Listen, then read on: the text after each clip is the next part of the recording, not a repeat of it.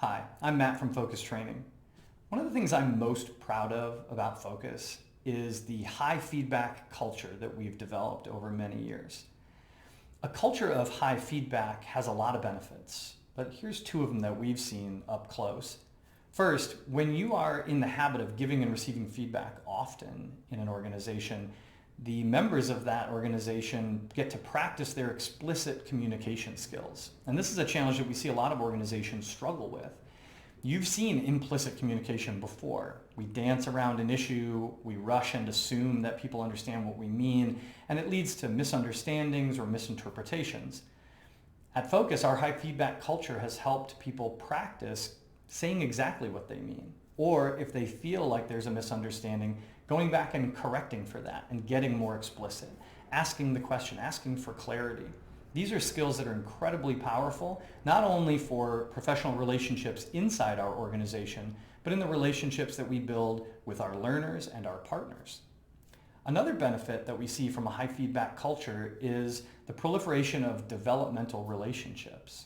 In other words, colleagues working together who have a regular cycle of giving and receiving feedback learn and grow, and they build trust with each other through the process. So I not only get better through your feedback, but I get better at working with you, I get better at trusting you and listening to you, and those developmental relationships increase our capabilities on many levels.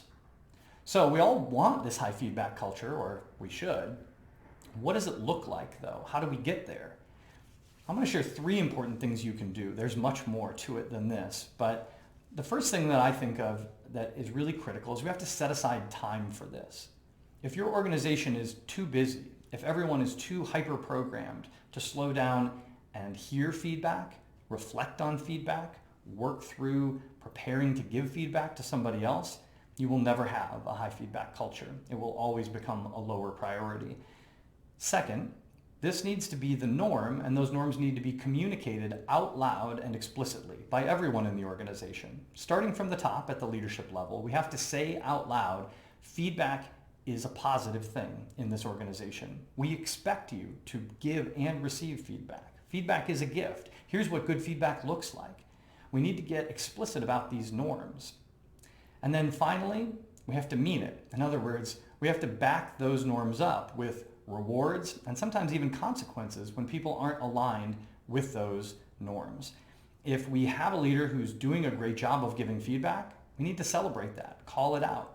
If we have a person on our team who does a great job of receiving a specific piece of feedback and they work through it and grow from it, we should crow about that, tell people and tell them specifically that that was a good thing. By carving out time, making our norms clear and reinforcing the norms that we want to see, we can grow a culture that looks like whatever we want. But specifically, a high feedback culture can bring us some great benefits. And good luck out there, culture drivers.